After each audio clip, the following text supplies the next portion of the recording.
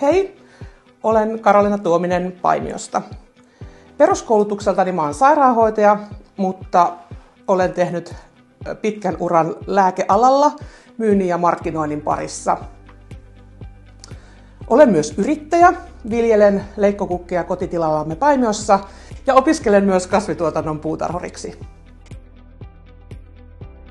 Tärkeimmät vaaliteemani ovat lähi- ja peruspalvelujen turvaaminen, lasten ja nuorten hyvinvointi ja hoitohenkilöstön työolojen parantaminen.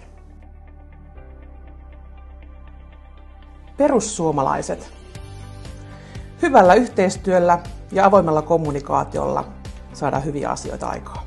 Kekkonen, meidän presidentti.